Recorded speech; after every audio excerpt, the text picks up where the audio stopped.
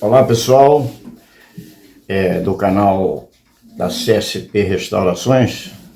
Estamos de volta com mais um vídeo aqui de um assunto bastante interessante. Hoje nós vamos falar sobre o sistema de arrefecimento. Existem muitas dúvidas do pessoal, então a gente vai tentar esclarecer hoje. A partir dos anos 70, os veículos passaram a ter temperaturas um pouco mais elevadas, já pensando em melhorar as emissões de poluentes. Então, antigamente trabalhavam com 80 graus, onde água era suficiente para arrefecer o motor. Houve a necessidade da instalação de válvula termostática para que o motor trabalhasse numa temperatura constante e, posterior a isso, as temperaturas passaram a ser de 90 e poucos graus. Temos veículos até que trabalham com 107 graus. Para isso, foi desenvolvido um aditivo, que hoje tem várias funções. A primeira delas é elevar o ponto de ebulição da água a 130 graus, mais ou menos, ao nível do mar.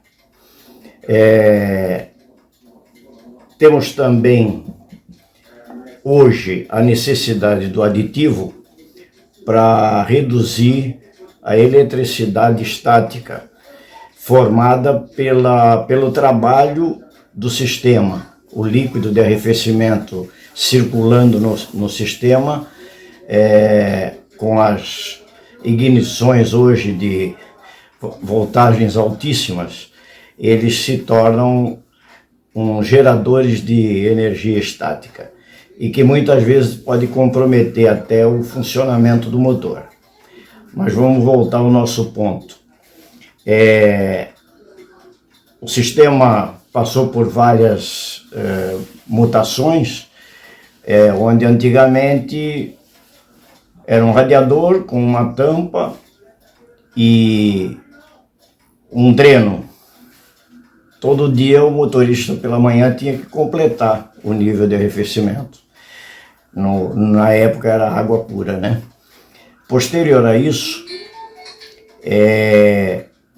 começaram os sistemas selados, né? O primeiro que eu me lembro foi, para nós aqui no Brasil, foi o Corcel, que usava, além de um reservatório de expansão, usava um líquido de arrefecimento que era óleo solúvel adicionado à água.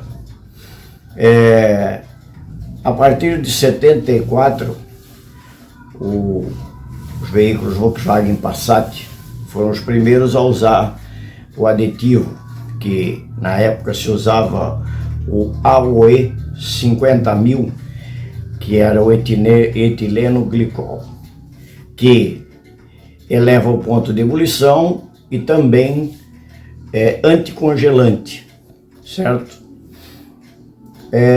Na época a concentração era 25%, porque não tinha ainda grandes voltagens no sistema de ignição. Era de 18 a 22 mil volts, então a isolação dos cabos de vela eram suficientes.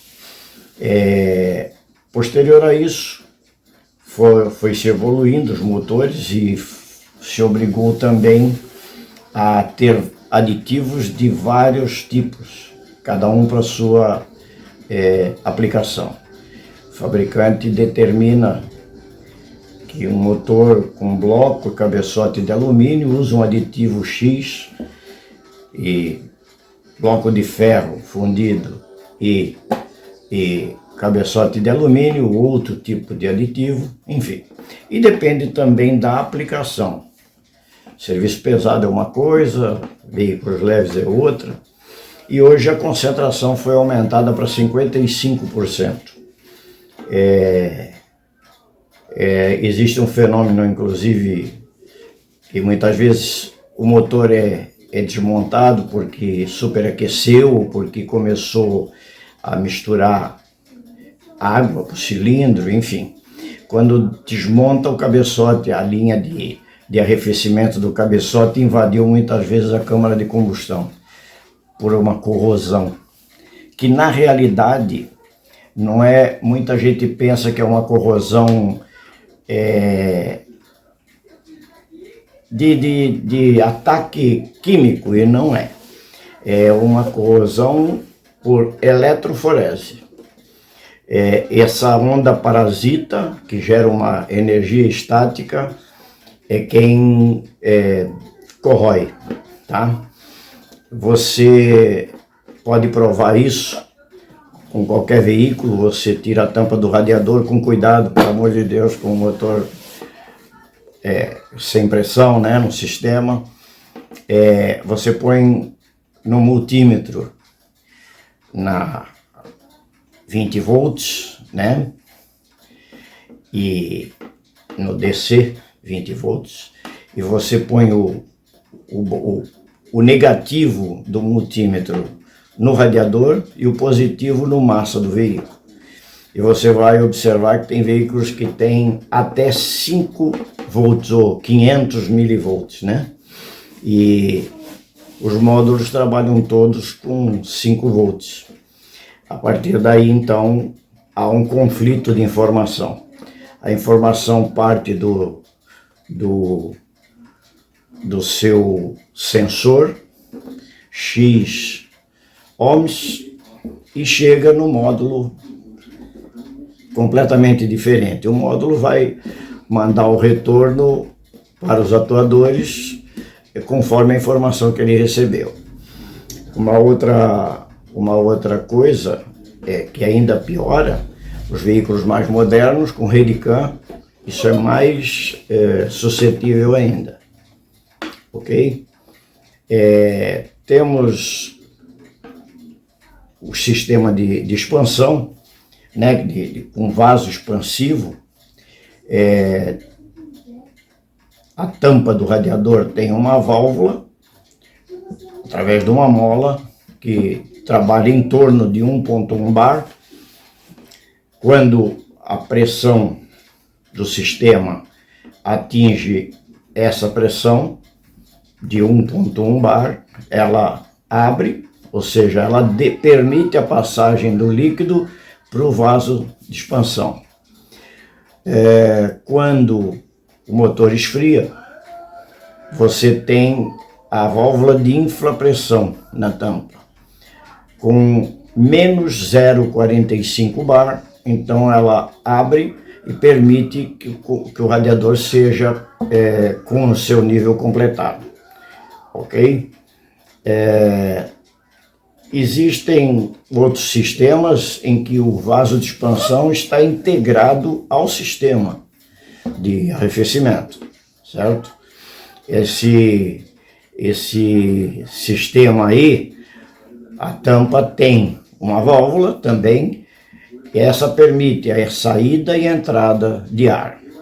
Quando o veículo está com 20 graus de temperatura, se eu tenho 10 litros de líquido de arrefecimento, eu tenho um volume X. Quando eu atinjo a temperatura ideal de trabalho do motor, 90 e poucos graus, né, que é a média que trabalha hoje, esse líquido expande, ele dilata.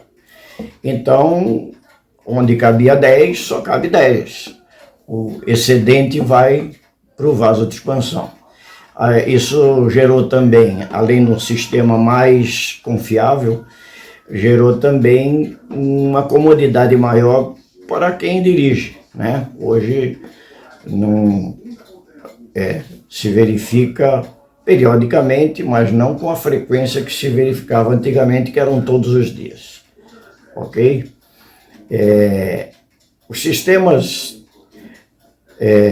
com bomba d'água, válvula termostática, tudo isso tem que estar bem uniforme para que tenhamos o resultado final principal, que é o controle de emissões. Espero ter ajudado. Gostaria que vocês deixassem aí o seu parecer e também sugestões de assuntos para a gente discutir aqui, para a gente elucidar. Ok? Muito obrigado. Não esqueçam de deixar um like aí e se inscrever no canal. Grande abraço. Bem, pessoal, como eu havia comentado, quando nós temos uma baixa concentração de aditivo no sistema de arrefecimento, podemos ter um aumento da voltagem, que é uma onda parasita, né, que acontece em função do trabalho do sistema e o vazamento de radiofrequência das bobinas de ignição, né? Aqui está um carro que tem a concentração de aditivo 100%, tá? Ele está me apresentando 0,12 milivolts, 0,15 milivolts, tá? Quando a concentração está baixa, chega até 5 volts ou 500 milivolts, tá? Então, neste caso aqui, nós temos a concentração de aditivo dentro do esperado, tá? O motor está quente, o veículo com o motor parado, e aí interfere com o motor parado ou funcionando, tá? E há uma tendência de ir diminuindo, vocês podem observar, já estamos em 16. Daqui um pouquinho ela cai para 9, 8. Conforme vai esfriando, vai dissipando essa milivoltagem, ok? Ela, como eu disse, é prejudicial no caso de corrosão no cabeçote, principalmente. Bloco de alumínio também ocorre, tá? Isso pode ser melhorado. Existem casos que a concentração do aditivo está ok, mas ainda temos uma concentração alta de milivolts. Então isso pode ser melhorado aterrando o radiador ao massa da bateria, ok? Para saber se o veículo está com a concentração de aditivo correto, existe um dispositivo, infelizmente eu não disponho dele nesse momento, um termodensímetro. Ele mede a densidade, em função da temperatura e da densidade, ele indica quantos por cento de aditivo está concentrado no sistema. Ok? Valeu, grande abraço.